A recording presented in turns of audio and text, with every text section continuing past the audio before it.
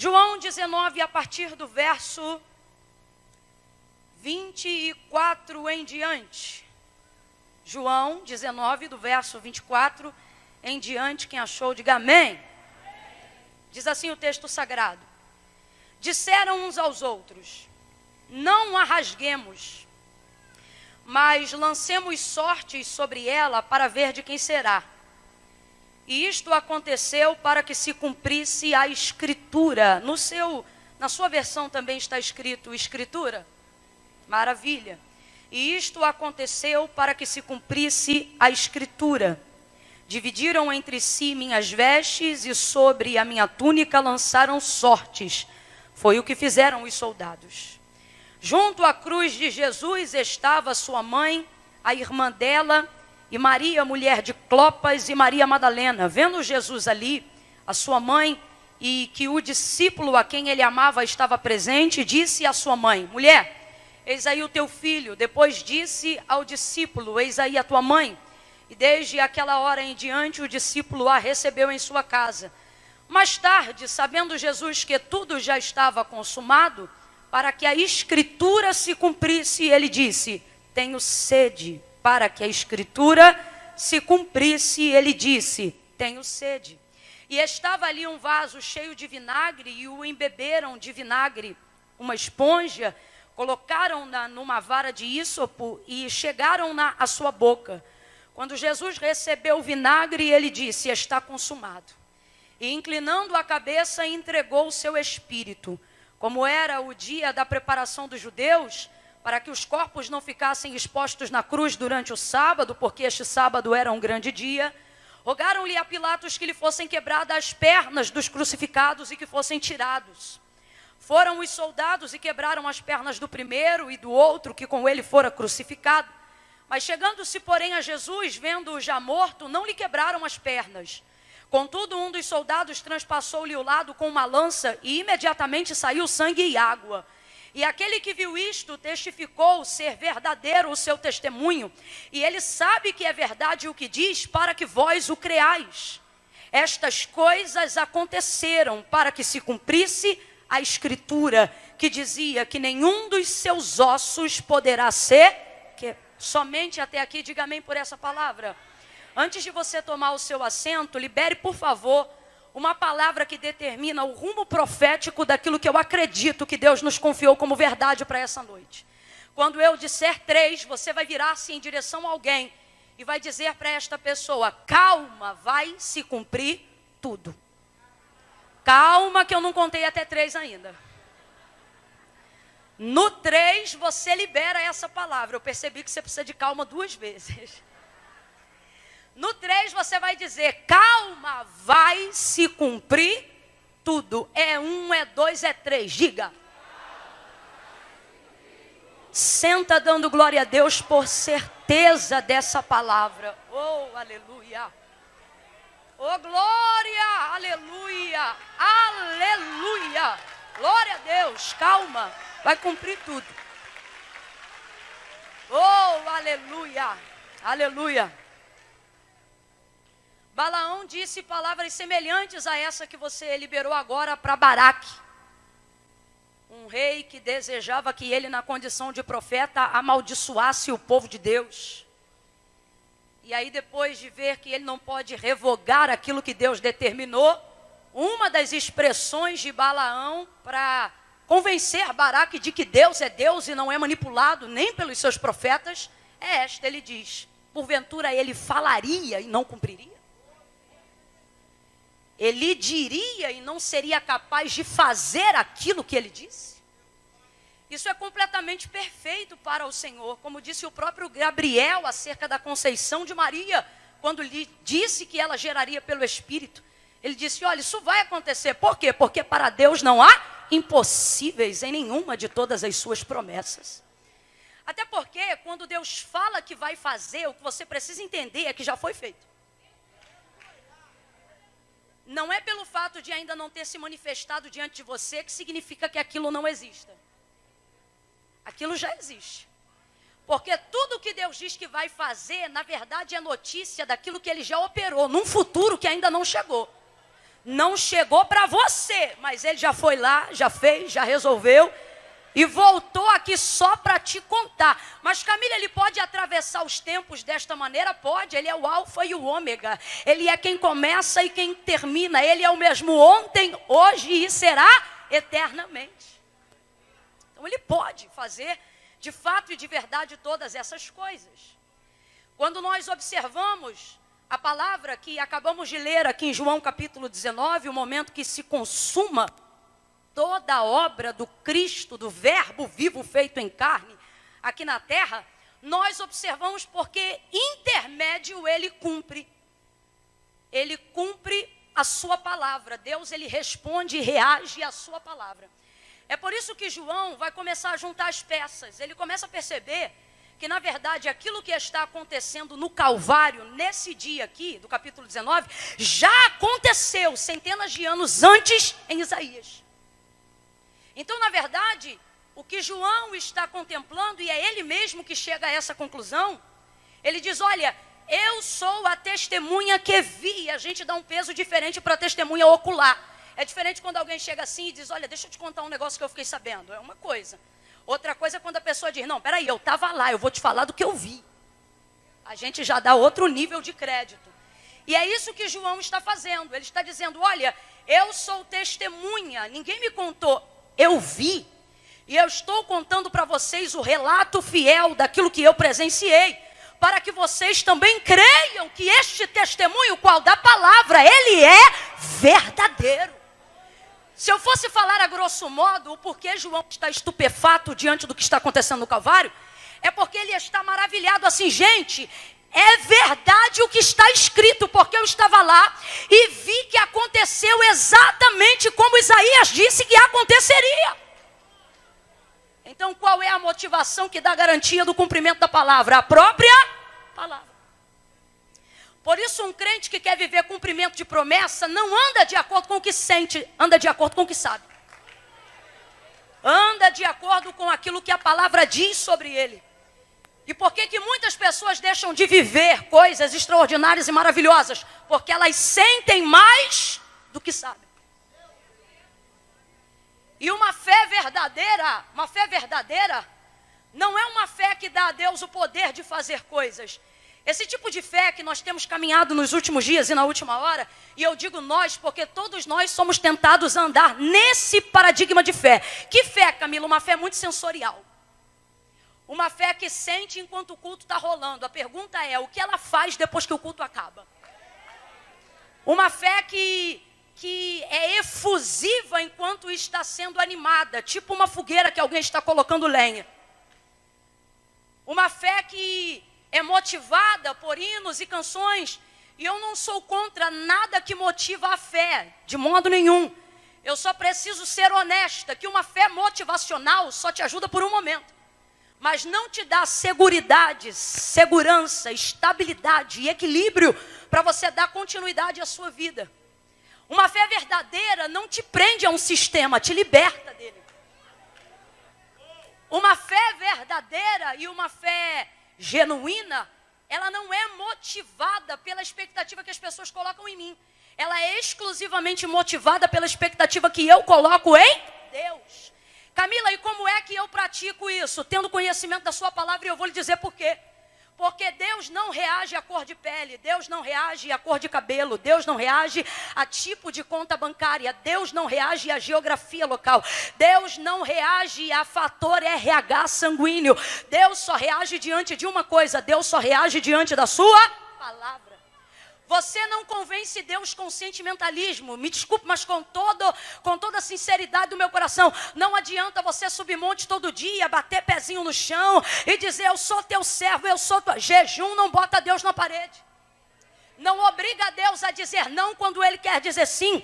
Eu não sou contra nenhuma manifestação de voto. Eu também, de vez em quando, travo na Coca-Cola, travo no café, tudo para poder me santificar, me separar. Não para obrigar Deus a dizer sim quando Ele quer dizer não. Até porque o que Deus tem para mim ou o que Deus não quer para mim, eu já não quero também. Agora, esse método consagratório não é para apertar Deus, é para me aliviar na hora que Deus me apertar. É para eu aprender a lidar com o não que Deus pode ser que me dê ou não. Então isso fala muito mais sobre como nós vamos reagir diante do que Deus vai fazer, do que sobre como Deus vai reagir diante do que nós estamos fazendo. E é difícil pregar esse Deus teocrático, porque numa sociedade onde se ministra a democracia o tempo todo, falar de um Deus que faz o que quer é horrível. Só que a verdade da verdade, se você quer ser liberto pela verdade, caminhar na verdade e ter poder pela verdade, você não pode odiar a verdade, você precisa amá-la.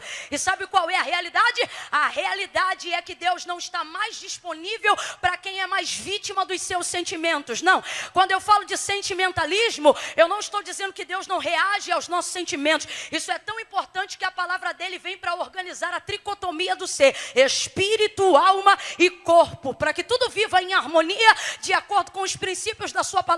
Mas o que é viver uma vida de sentimentalismo? É viver uma vida onde você é refém do sentimento e você quer usar esse sentimento para provocar aquilo que você quer que Deus faça. Só que Deus está dizendo: você quer me provocar a fazer algo? Coloque diante de mim as palavras que eu coloquei diante de você quando eu fiz uma promessa. Por quê? Porque eu estou aqui para reagir diante da minha palavra. Ah, Camila, mas Deus é tão fiel, Deus é tão fiel, que ainda que eu não mereça e ainda que eu seja infiel, todavia ele permanece fiel. Esta palavra é verdadeira. Sabe o que ele está dizendo? Que mesmo que você seja infiel, ele vai continuar cumprindo a palavra dele. E isso significa que eu posso andar de qualquer maneira? Não. Significa que ele está dizendo: se a despeito de tudo você conseguir se submeter à minha palavra, a minha palavra vai manifestar o cumprimento daquilo que eu te prometi.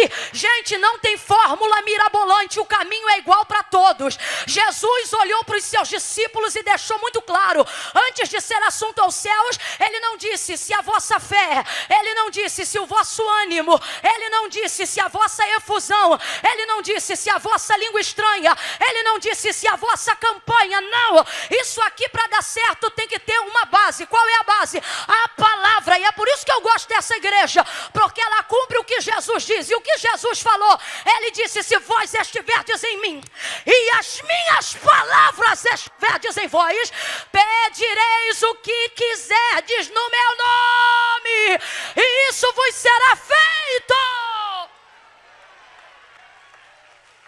Aleluia! Aleluia! Aleluia!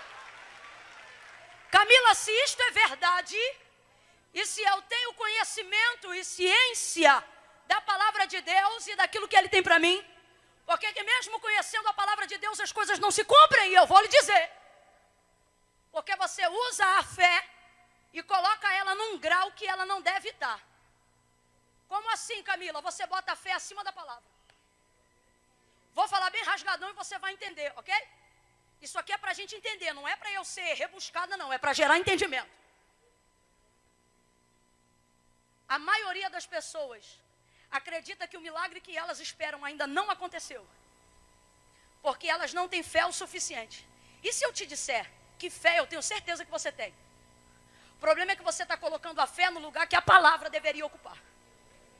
Quer ver? Você diz assim, você coloca a sua fé no seguinte status: Deus depende da minha fé para ter poder de fazer. É esse status que a gente coloca a fé. A gente coloca a fé nesse grau, como se Deus dependesse da nossa fé para ter poder de fazer alguma coisa. Gente, Deus não depende da nossa fé para fazer, porque Ele é Deus.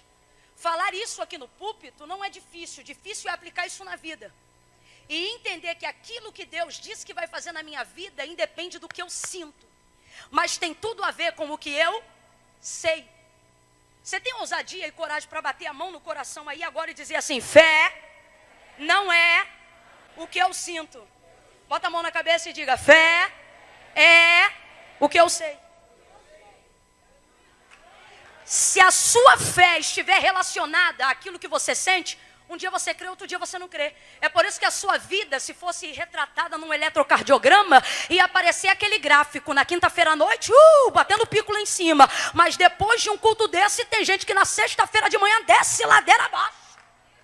E a gente se pergunta, como pode? Vou lhe dizer, um tipo de fé sensorial. Você só acredita enquanto está aqui. Por quê? Porque você depende do que eu falo para você sentir. Se você soubesse, Se você soubesse o peso da palavra sobre a sua vida, quinta-feira você não ia ficar bem. Quinta-feira você ia explodir de confirmação daquilo que você já sabe a seu respeito. E a sua vida começa a se tornar como a vereda do justo. Como, Camila? De glória em glória. Por quê? Porque a vereda do justo não é uma vereda decrescente, é uma vereda ascendente, que vai brilhando cada dia mais. Olha para quem está do teu lado e diga: cada dia mais. Diga: cada dia mais.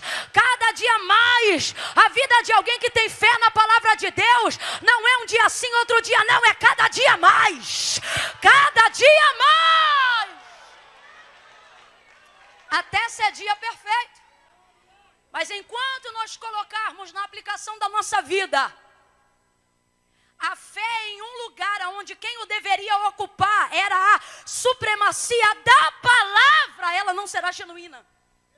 Ela não será o suficiente. Eu vou lhe falar isso de modo muito literal, fazendo uso da própria palavra de Deus que justifica ela mesma. Você age e se relaciona com Deus como se Deus estivesse dependendo da sua fé para ter poder de salvar, de libertar, de curar, de abrir porta. Está errado.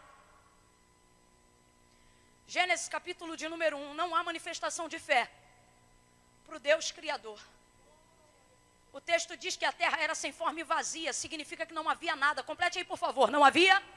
Vem, gente, não havia? Engraçado que o texto diz que tudo estava no assombro das trevas. Havia águas, mas elas eram encobertas sobre a face do abismo.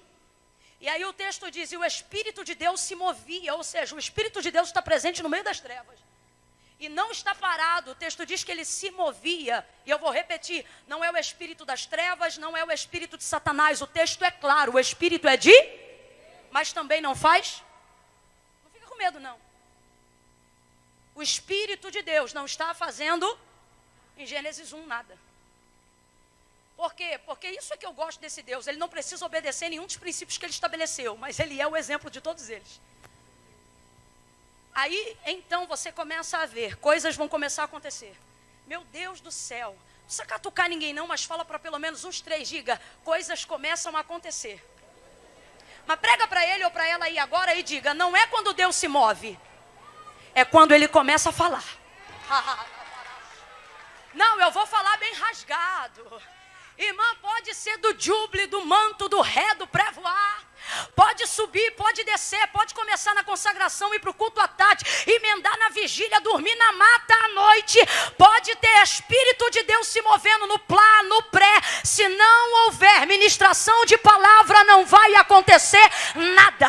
Tem que haver direcionamento de palavra, resposta na palavra. Já parou para ver quais são os melhores cultos? São os cultos que são respaldados na palavra. Os louvores exaltam a palavra exalta o Deus da palavra. As orações são orações pela palavra. Por que isso? Porque Deus reage diante da sua palavra. Complete aí para mim, por favor. Deus reage diante da sua palavra. Aí então o texto diz: e disse Deus: haja luz. E o que houve, igreja? Houve luz. Se move, está presente, mas não faz, porque só reage diante da sua. Agora, quando ele começa a falar,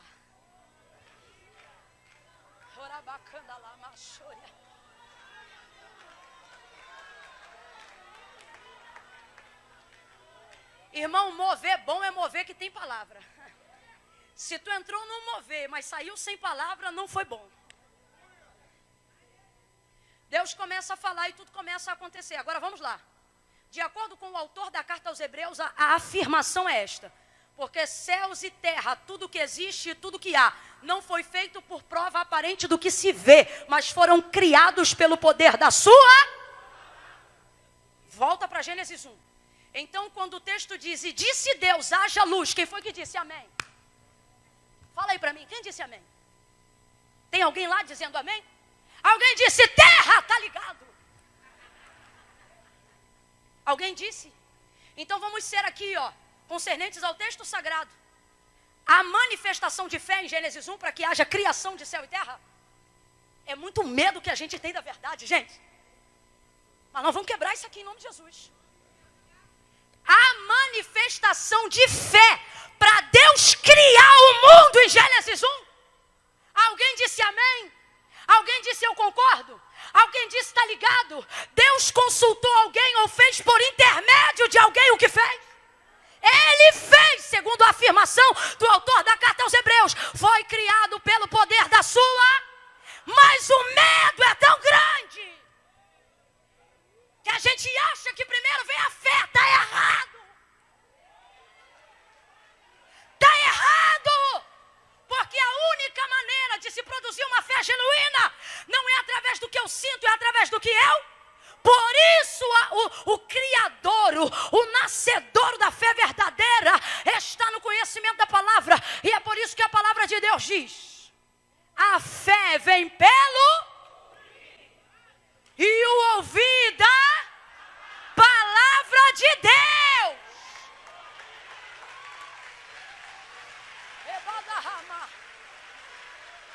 Não precisa botar a mão não, gente.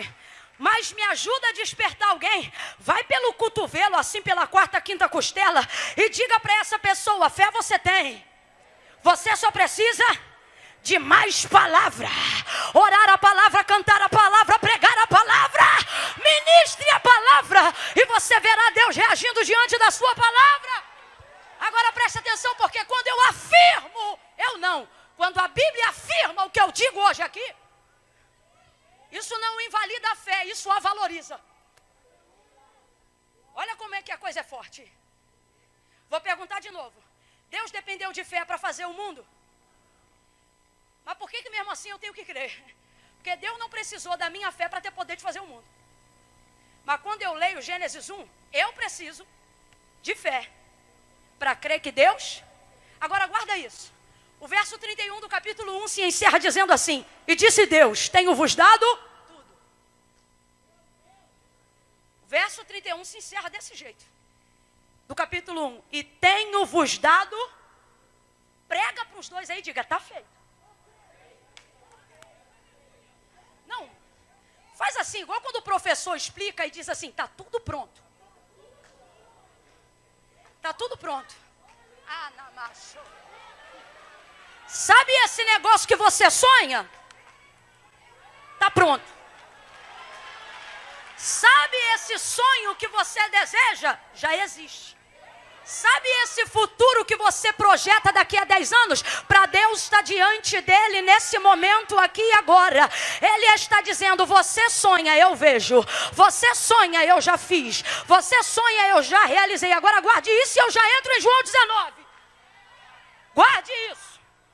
Deus não depende da minha fé para fazer nada, mas ainda assim eu manifesto fé para crer naquilo que Deus já fez. Por quê? Repito, porque Deus não depende da minha fé para ter poder de fazer, mas eu dependo da minha fé. Para quê? Para ter poder de receber o quê? O que Deus já fez.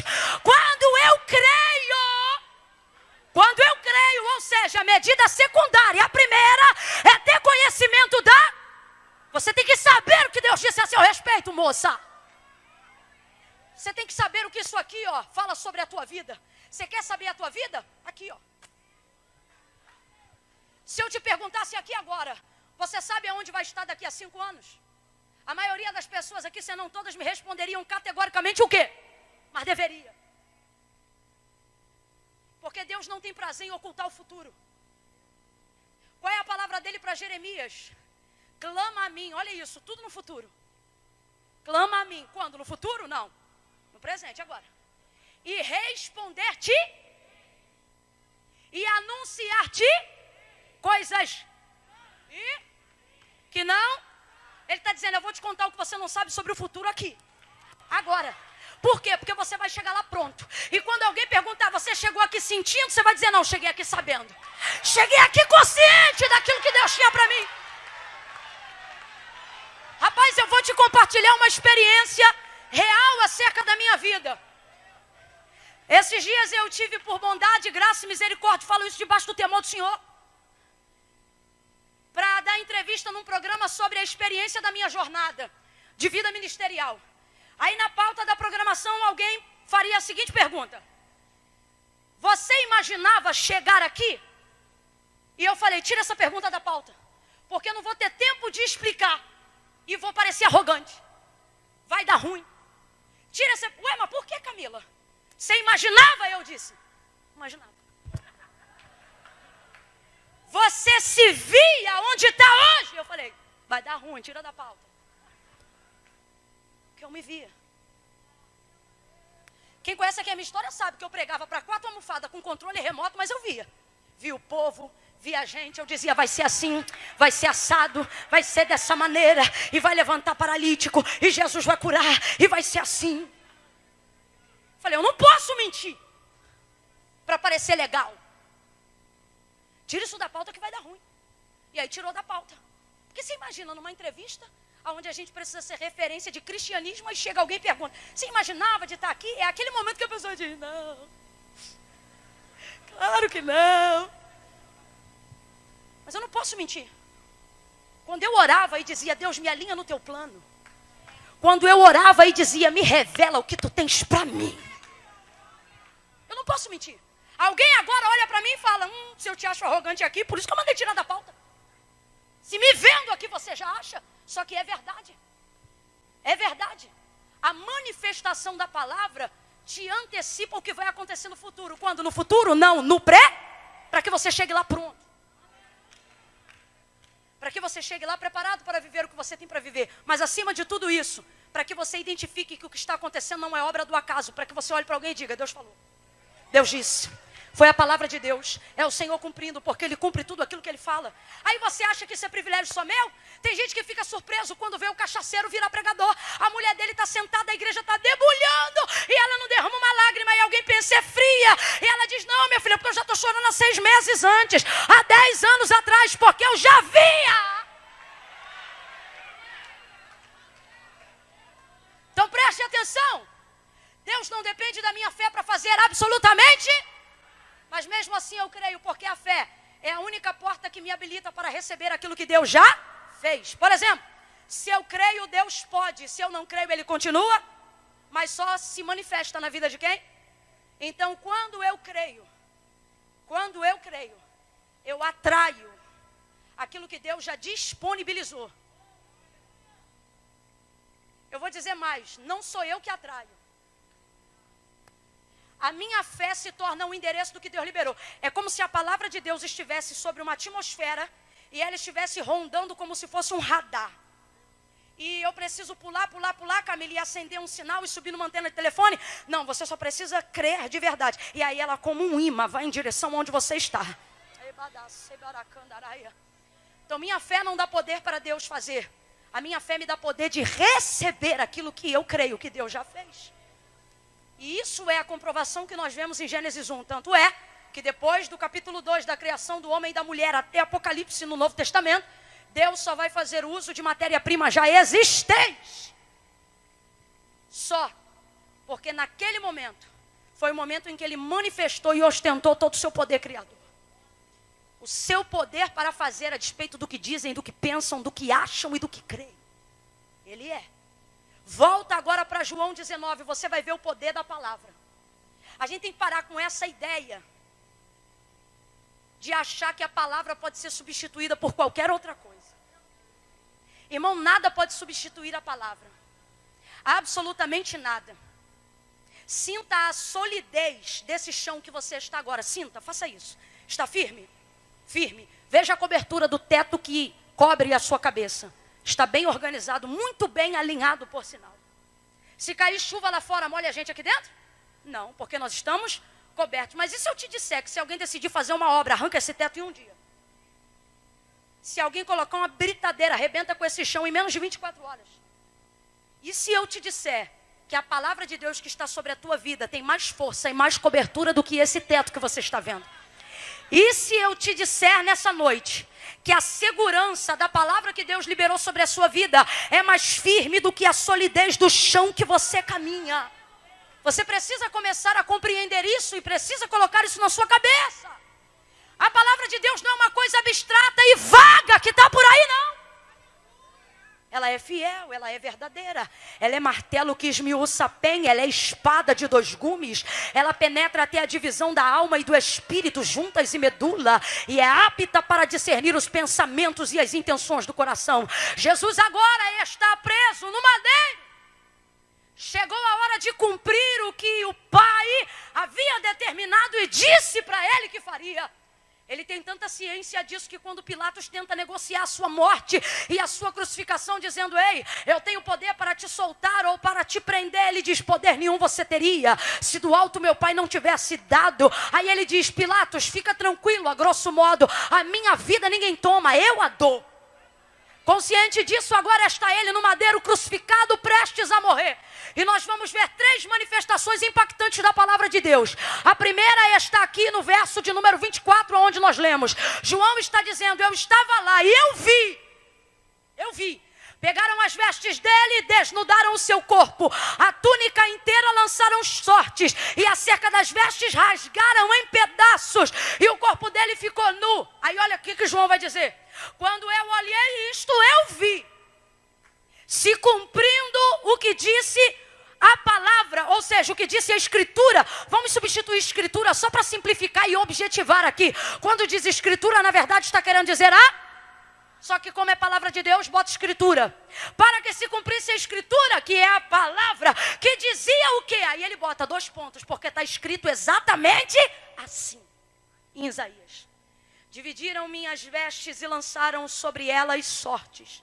Aí João termina o verso 24 dizendo assim, gente: foi o que fizeram os soldados. Mas no mesmo versículo diz assim: fizeram isto para se cumprir Vem, gente, pode falar a palavra. Fizeram isso para se cumprir Jesus é o verbo vivo, ele é a palavra manifestada entre os homens, conforme João capítulo de número 1. Quem ainda está comigo, diga: eu aqui. Então preste atenção, no momento da crucificação você vai ver 3 momentos de quem já tem maturidade para compreender a palavra. Primeiro momento, verso 24, João está dizendo: os soldados fizeram isso, porque quem tirou a veste foram os? Quem lançou sorte na túnica foram os? Quem rasgou em pedaços as vestes foram os? Então João está dizendo: quem fizeram isso foram os? Mas olha o que ele diz: eles fizeram isso só para cumprir. O quê? Quando você sabe qual é a palavra de Deus a seu respeito, você não se confunde diante do ataque de quem vem contra você, seja difamando, seja rasgando, seja ofendendo, seja mentindo, seja caluniando, seja zombando, seja humilhando. Tem gente aqui querendo dar na cara do outro porque não sabe qual é a palavra que está sobre si. Tem gente aqui querendo se trocar com o outro porque não sabe o que Deus liberou a seu respeito.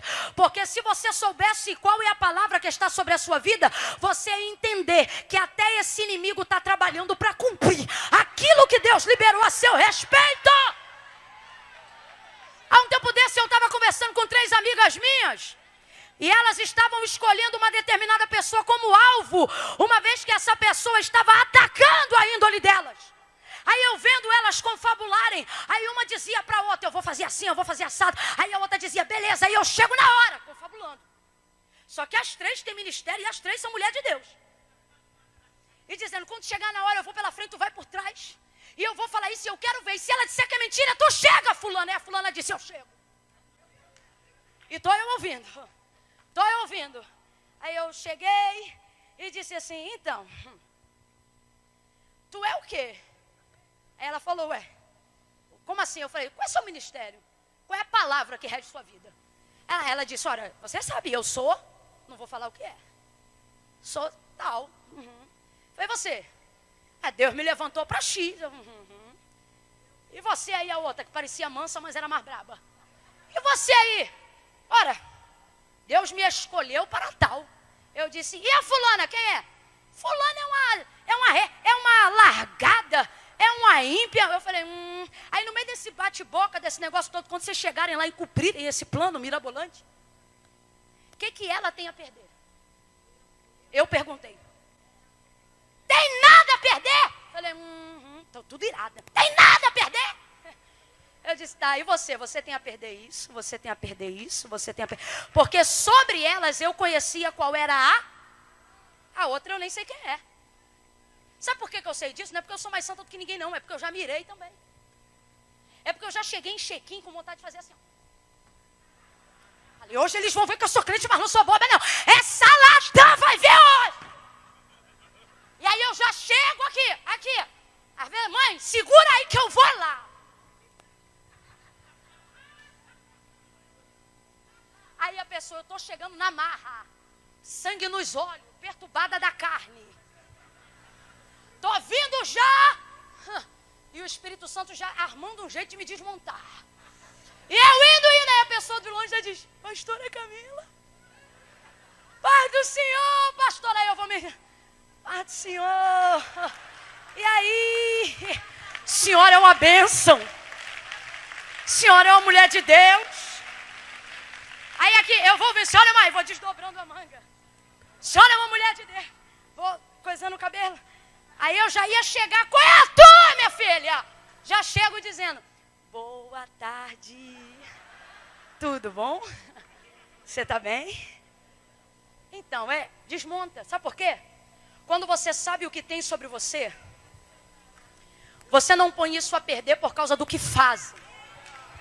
Por causa do que diz. Você sabe uma das coisas que mais me move no cristianismo? Perceber que Deus nos deu poder para compreender que aquilo que fazem contra nós não tem o poder de mudar quem nós somos. Jesus recebe Judas no Getsemane. E ele não olha para ele e diz, a que vieste sua cobra cascacu? Ele recebe Judas no Getsemane sabendo que ele está ali para traí-lo com um beijo e denunciá-lo à guarda romana. Mas ele não diz, a que vieste traidor? Ele olha para Judas e ele diz, a que vieste amigo? E Jesus não é irônico e nem sarcástico. Sabe o que ele está dizendo? O que você fez contra mim não muda quem eu sou e nem o que eu sinto por você. Para mim você é amigo. Verso de número 24. João tem a compreensão perfeita que por mais que sejam os soldados que estejam executando aquela obra, eles só estão fazendo isso porque Jesus e eles estão debaixo de uma palavra que está em movimento naquela hora se cumprindo. Ou seja, os soldados rasgam, os soldados lançam sorte, os soldados desnudam Jesus e no final daquela obraria toda, João diz, e eles fizeram isso para que se cumprisse Vem, gente, para que se cumprisse O Senhor está dizendo, quando você entender qual é a palavra que está sobre você, você vai ver no trabalhar do teu adversário o mesmo trabalhar de um relógio. Camila, eu não entendi. Vai entender. O ponteiro do que fazem com você só acelera o cumprimento daquilo que Deus disse a seu respeito. Ele diz, ei, eles fizeram isso, mas agora eu estou vendo, eu estou lembrando. Tem 2 pontos na frase e ele diz, para se cumprir a escritura que dizia, lançaram minhas vestes, rasgaram e determinaram sortes sobre elas. Aí João está olhando e ele está dizendo, peraí, isso aí eu já vi em algum lugar. Está na hora de você entender que tudo que alguém quer provocar contra você, ao invés de reagir, você tem que parar e entender. Deixa eu ver se isso combina com o que Deus falou que eu ia passar. Para de reagir de acordo com o que você sente. Porque se você só reagir de acordo com o que você sente, você vai esquecer daquilo que você sabe. Você tem que saber a hora que você não pode manifestar o que você sente. Já parou para olhar a vida de Jó? Se no auge da sua dor ele só fala do que sente, ele interrompia a comunhão dele com Deus. Porque não há motivo que justifique o que Jó passe, a não ser a soberania de Deus. Mas na hora que a coisa aperta de verdade, e o texto diz que suas úlceras tocam nos seus ossos. Imagina a dor de um homem que não tem o nível de anti-inflamatório que a gente tem para passar o processo que ele passou. Imagina a dor do luto misturada com dor da alma. Teve dias que Jó disse, eu preferia ter sido um aborto no ventre da minha mãe. Aí olha o que ele vai dizer, no auge da sua dor ele cala a boca e ele para de manifestar aquilo que ele sente, porque ele percebe que o que ele sente vai jogar ele para longe de Deus. Mas se ele começar a pronunciar aquilo que ele sabe, isso vai trazer a presença de Deus de volta a ele. Então ao invés de dizer eu sinto dor, eu sinto isso, eu sinto aquilo, ele abre a boca e ele diz, eu sei.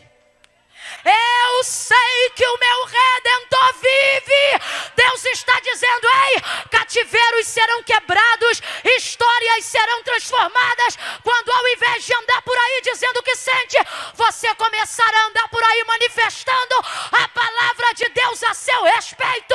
Eu sei que não tosquenejará o guarda de Israel. O Senhor é quem me guarda, a minha sombra e a minha direita. O sol não me molestará de dia e nem a lua de noite. Aí o noticiário diz assim: você vai morrer.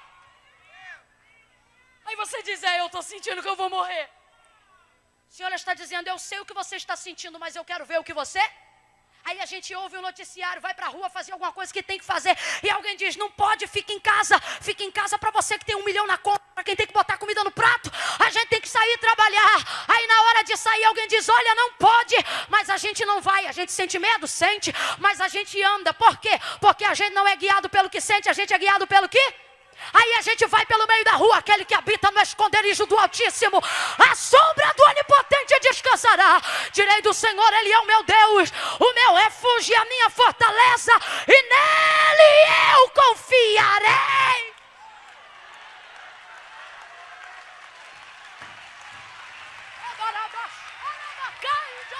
Esse povo está aqui porque sabe. Esse povo está aqui porque sabe.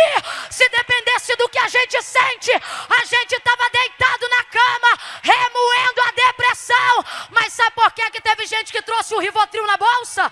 Sabe por que tem gente que está fazendo terapia, mas está na casa de Deus? E eu glorifico a Deus por essas pessoas.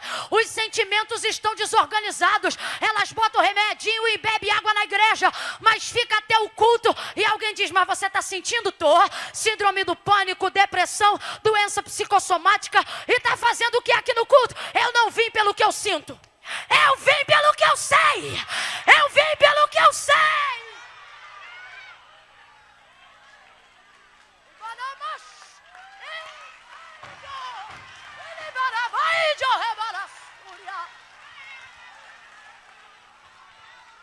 Deus está dizendo: eu quero que nesse ano ainda, porque o ano ainda não acabou, você comece a discernir, você comece a mapear os ataques, tanto espirituais quanto físicos. Veja até que ponto Deus está usando os seus adversários. Veja até que ponto Deus está usando os teus algozes.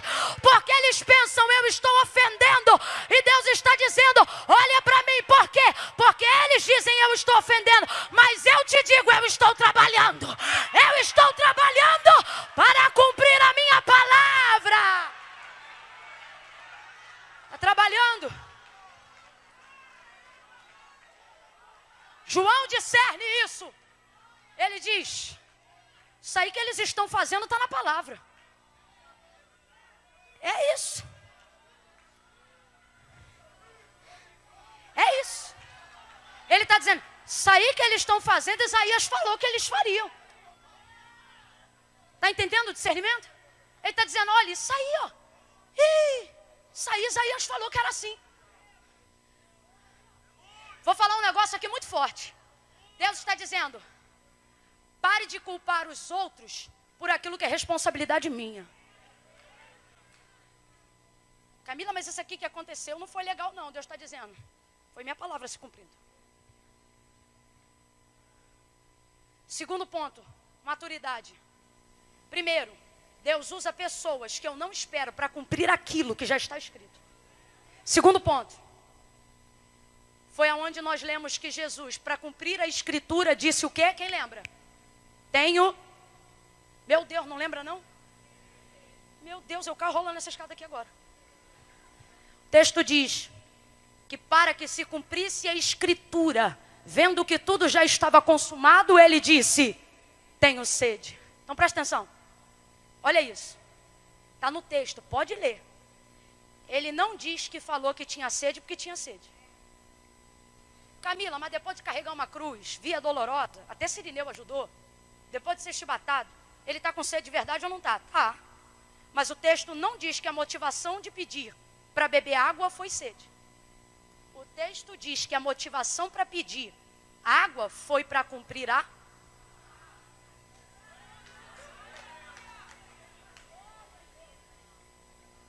Sabe por quê? Sabe por quê? Você pode estar com a sede que for. Se tu estiver numa rua onde só tem gente que quer te ver morto, tu vai pedir beber água? Pede nada, tu prefere morrer de sede do que dar o gosto para quem queria te matar. Então preste atenção. De fato, é possível que houvesse sede, mas o texto é claro em dizer que ele não pediu água porque tinha sede, mas pediu água para cumprir porque segundo a Escritura, o que dizia, gente, é que ele pediria água e beberia vinagre. Então ele diz, isso aqui é Jesus, tá? Dizendo, tá doendo muito? Olha a maturidade. Tá doendo muito? Tô sangrando. Já tá quase tudo pronto, então eu vou? Ao invés de se debater numa prova, irmão, se a prova é de Deus, entra logo. Ele não... A maturidade de quem sabe o que Deus disse ao nosso respeito, nos dá fé para acelerar o processo. Tem gente que está aqui atrasado que eu digo assim, não precisava continuar sangrando, sofrendo, moendo, perturbando, arrastado, porque você fica se revolvendo contra a prova. Deus está dizendo, se você está vendo que já está na prova e ela foi determinada por Deus, ao invés de se revolver, começa a acelerar. Começa a fazer cumprir aquilo que você sabe que Deus quer que você faça. Eu vou falar bem rasgado que é para todo mundo entender. Tem gente aqui que sabe que tem uma área da vida, familiar, empresarial, sei lá, que tem que ter conserto. E para ter conserto tem que ter perdão. Mas você fica sentado no reme-reme dizendo, quando o fulano vier me pedir perdão, e o Senhor está dizendo, tu não sabe que tem que ter perdão? De onde vai vir, pouco importa. Vai lá e pede perdão, se fez ou se não fez. Acelera esse processo. É um exemplo. Estou falando loucura ou alguém aqui já pediu perdão sem fazer nada? É quando você vê que Deus está esperando algo e não é do ofensor. Porque do errado Deus não espera nada. Mas de quem está caminhando em santidade, Deus espera alguma coisa. Você diz assim, quem está errado é ele. Aí Deus diz, mas quem é crente não é você? Aí você diz, quem me ofendeu a ele. Aí ele diz, por isso que eu liberei palavra para a tua vida. Olha isso, gente, a motivação aqui não é necessidade. A motivação aqui é, se eu tiver que padecer para cumprir a palavra, então eu vou padecer, mas a palavra vai se... É muito mole falar de cumprimento de palavra quando é para receber vitória. Deus está esperando de nós um nível de maturidade, de fé e palavra, que nos dê poder para acelerar processos dos quais sabemos aonde Deus quer conduzir. Não pediu de beber água porque estava morrendo de sede. Pediu de beber água porque sabia que a palavra de Deus determinava que antes da morte deveria haver vinagre. Vendo que uma parte já estava concluída, ele mesmo concluiu a outra. Então preste atenção. Primeira parte do processo. Compreender que quando há uma palavra sobre mim, adversários não são adversários, se tornam funcionários.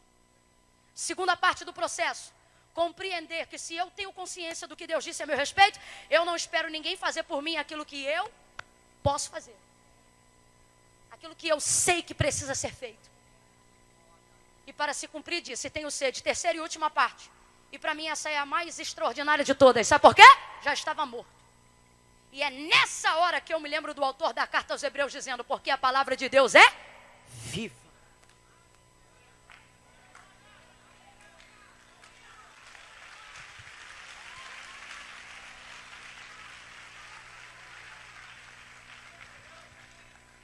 Estirado no madeiro, cumprindo a vontade do Pai, olhou para o céu e disse, está consumado, e tendo dito isso, entregou o seu espírito e morreu. Ele morreu, mas a palavra...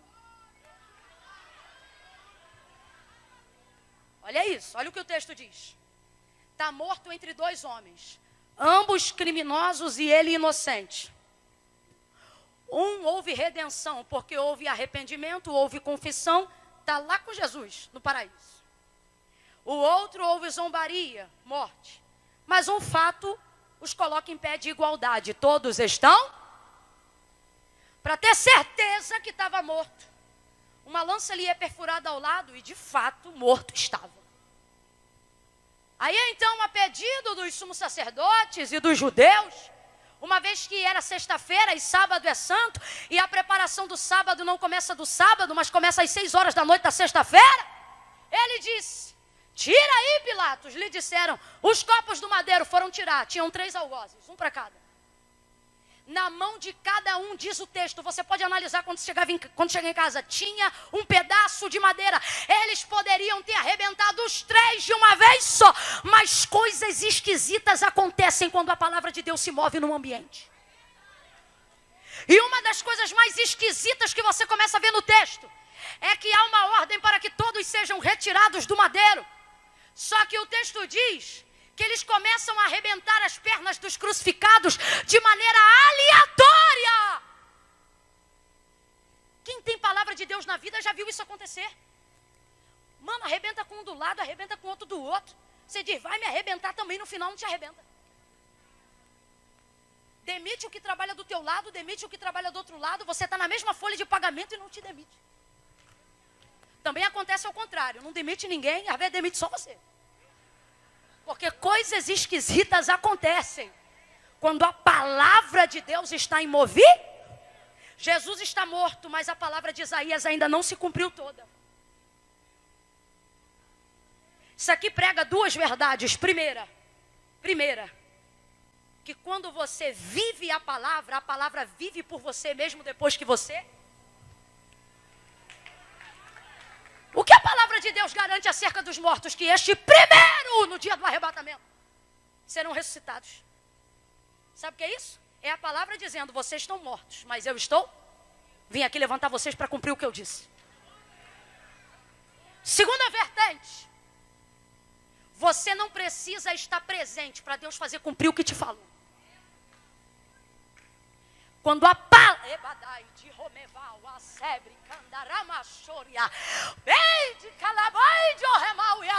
você não precisa fazer cumprir toda hora o que você disse ou o que Deus disse. Deus está dizendo para pessoas hoje aqui, não queira estar em todos os ambientes, não fique achando que você tem que estar vivo para ver todos os seus filhos salvos. Sobre a tua vida tem uma. Vem comigo e faça esse movimento se você crê. Se não crê, não faça, porque o que não é por fé é pecado. Mas se você crê, deixa ela se manifestar. Coloque a mão sobre o alto da sua cabeça. Faça o movimento e diga, eu.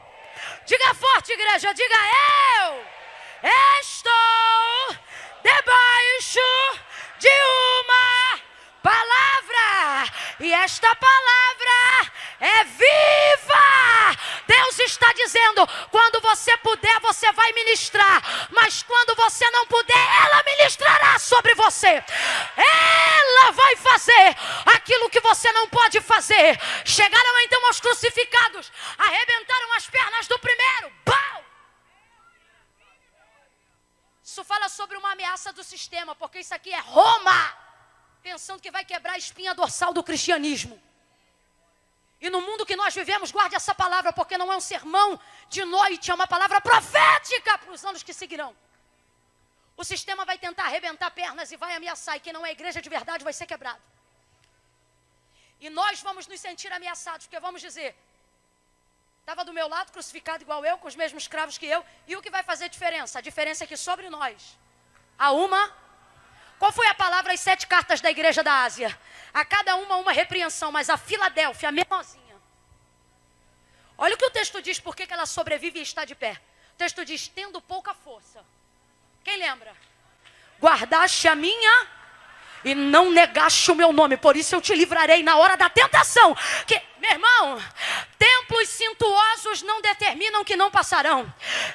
Show, LED, cantores e mídia, tudo isso é maravilhoso para recurso, tecnologia, eu gosto de tudo isso, mas nada disso é determinante. Sabe quem vai sobreviver?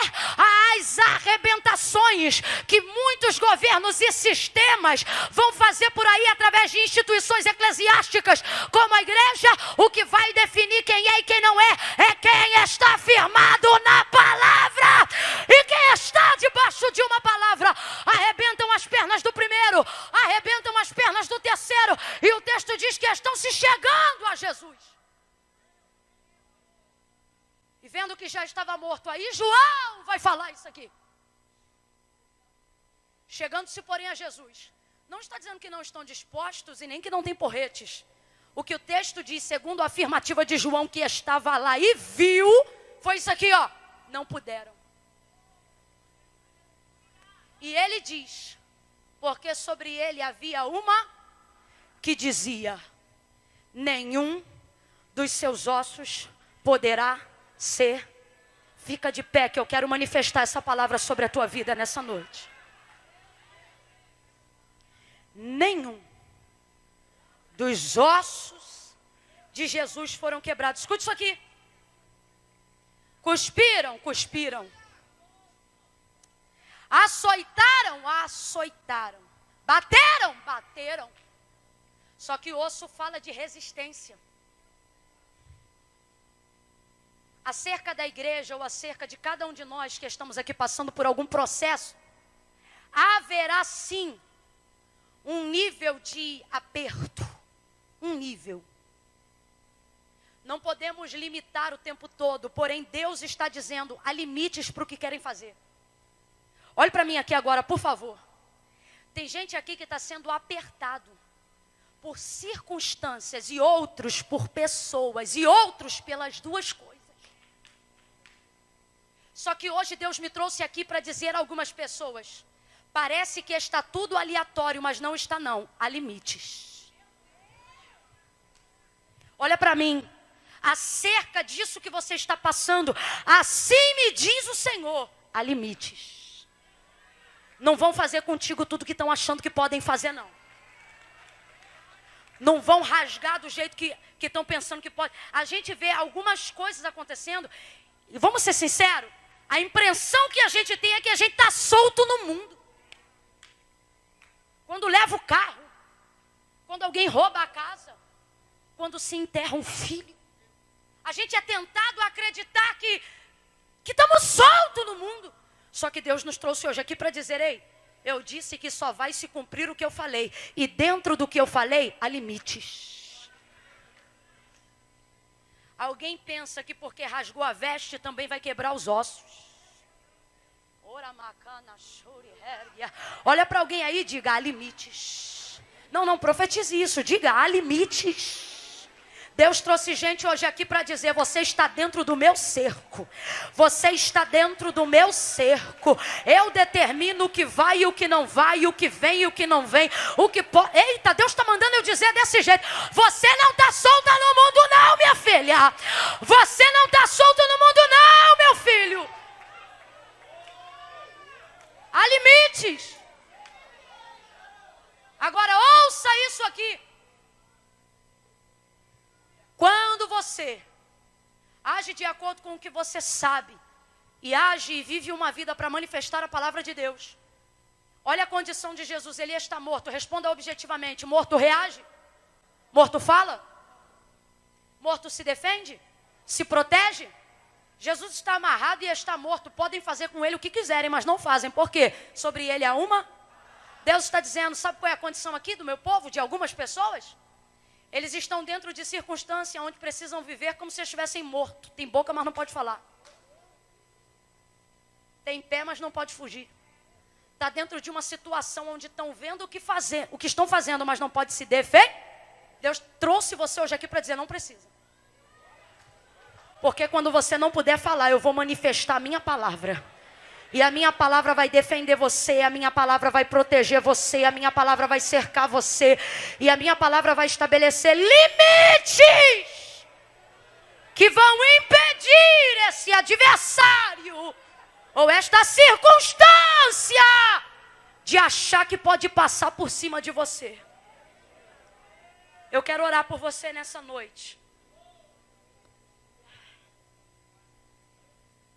Para que você seja livre do sentimentalismo. Para que você, pode vir rapazes, para que você pare de se tornar refém das suas emoções. Você fala da fé de Abraão, mas sabe por que Deus respondia a Abraão? Ah, Camila, porque ele era um homem de fé, porque ele era um homem de palavra. Deus nunca precisou provar para Abraão que ele era Deus. Ele disse assim, eu sou Deus. Aí Abraão disse, tá bom. Deus não apresentou currículo para Abraão. Por isso lhe foi imputado por justiça. E daí em diante, para ter fé, não se precisa ver nem sentir, só precisa ouvir e saber. Ouça isso. Ouça isso em nome de Jesus. Sabe como Abraão orava? Ele orava dizendo assim: porque tu disseste. Oh, glória a Deus. Sabe como Moisés orava? Ele orava assim: porque tu disseste. E aí Deus reagia e respondia a esses homens, porque esses homens colocavam diante de Deus não os seus sentimentos, mas colocavam diante de Deus a palavra que Ele mesmo havia dito. Você está entendendo o que Deus está falando? Olha para mim, por favor. Eu vou contar de 1 a 3 aqui e agora. No 3, o Ministério de Louvor vai adorar com apenas o refrão, gente, só o refrão de uma canção. No 3, só o refrão, só um momento. Olha para quem está ao seu lado e diga: aguarde um momento. Não se apressa não. Tem coisas que Deus resolve na nossa vida, coisas que se arrastam por anos em um momento. Quando eu disser 3, vai sair do lugar e vai vir ao altar de Deus. As pessoas que estão aqui, mas que se afastaram do caminho do Senhor por causa do que sentem. Eu sinto que Deus não vai me perdoar. Eu sinto que eu errei muito. Eu sinto que não há perdão para o que eu fiz. Só que Deus está dizendo: ei, não tem a ver com o que você sente, tem a ver com o que eu sei. E Ele diz: eu sei que pensamentos tenho de vós, diz o Senhor. Pensamentos de paz e não de mal.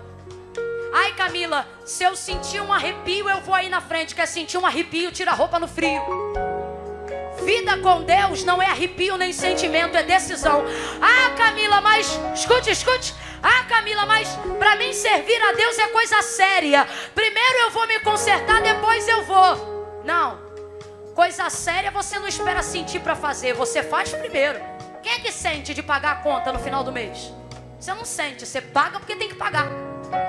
Vida com Deus é assim. Fé eu sei que você tem, porque você está aqui em plena quinta-feira à noite. O problema é que você está deixando o que você sente dominar sobre aquilo que Deus diz. E não é assim. Se o Filho do Homem vos libertar, verdadeiramente sereis. Entrega teu caminho ao Senhor, confia nele e o mais Ele. Aquele que me confessar diante dos homens, eu também o confessarei diante do meu Pai que está no... Não tem a ver com o que você sente, tem a ver com o que você sabe. Você sabe que está afastada? Sabe que precisa fazer um concerto com Deus? Ai, Camila, mas primeiro eu tenho que resolver uma situação tico-tico do fubá. Vem você, o tico-tico e o fubá. Porque isso não é sobre o que você sente, é sobre o que você sabe. E se você sabe que está num caminho que não conduz à salvação, você precisa organizar-se hoje. E olhe para mim, você não precisa sentir para fazer isso, mas se fizer, vai começar a sentir a partir do que você sabe. No 3, Camila, eu sou de uma igreja aqui perto, posso ir aí na frente e receber oração? Não, não vem não, que eu não estou te chamando não.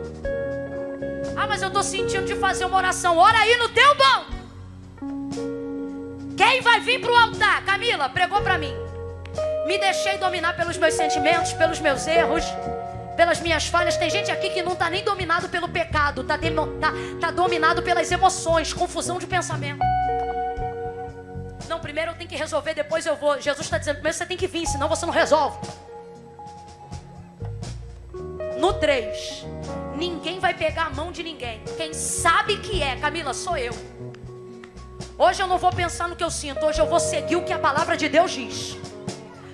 Se você é essa pessoa, no 3, você vai descolar o pé do chão e vai fazer igual esse moço corajoso. Você vai tirar o pé do chão e vai vir para... Camila, mas eu vou ficar aqui no meu lugar. Deus sabe do meu coração. Ele sabe, mas não concorda. Ele está dizendo, ei, coloque para fora a verdade que já está dentro de você. Porque é necessário confissão. Camila, tem que ir aí na frente? Tem que vir aqui na frente. E eu falo o quê? Não precisa falar nada, porque eu vou entender que isso aqui é a tua confissão pública de fé. Só vai vir agora quem está afastado. Só vai vir agora quem sabe que se distanciou dos caminhos do Senhor. Quem está distante, presta atenção, igreja. Igreja, igreja, não se emocione agora. Eu não quero emoção agora. Sabe o que eu quero? Que você levante a mão e comece a interceder agora. Comece a orar, comece a orar. Eu conto 1, é hoje o dia da tua salvação. Eu conto 2, Deus determinou esse dia para começar uma nova história. Pare de ser guiado pelo que você sente e comece a ser guiado pelo que a Bíblia te garante. Você é o que Deus diz que você é. E se Ele te chamar de filho hoje, é filho que você será. Eu conto 2. Camila, sou eu. É você? 3. Tira o pé do chão agora e vem.